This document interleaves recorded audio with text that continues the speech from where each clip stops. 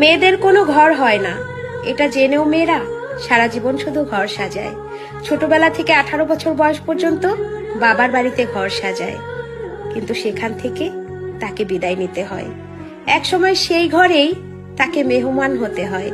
দুদিনের বেশি থাকলে অনেকেরই চোখ কালা মুখ কালা দেখতে হয়।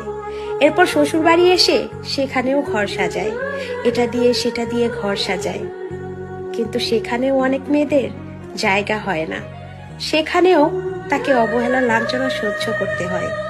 যারা বেহায়া নির্লজ্জ হয়ে টিকে থাকতে পারে তারা থেকে যায়, কিন্তু পরের মেয়ে মনে করেই থেকে যায়, নিজের মতো করে না।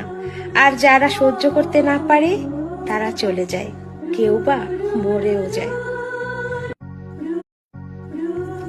মেয়েদের কোনো ঘর হয় না, এটা জেনেও মেয়েরা সারা জীবন শুধু ঘর সাজায়।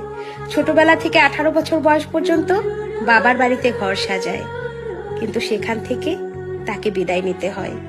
একসময় সেই ঘরেই তাকে মেহমান হতে হয়। দুদিনের বেশি থাকলে অনেকেরই চোখ কালা মুখ কালা দেখতে হয়। এরপর শ্বশুর বাড়ি এসে সেখানেও ঘর সাজায়, এটা দিয়ে সেটা দিয়ে ঘর সাজায়, কিন্তু সেখানেও অনেক মেয়েদের জায়গা হয় না। সেখানেও তাকে অবহেলা লাঞ্ছনা সহ্য করতে হয়। যারা বেহায়া নির্লজ্জ হয়ে টিকে থাকতে পারে তারা থেকে যায়, কিন্তু পরের মেয়ে মনে করেই থেকে যায়, নিজের মতো করে না। আর যারা সহ্য করতে না পারে তারা চলে যায়, কেউ বা মরেও যায়।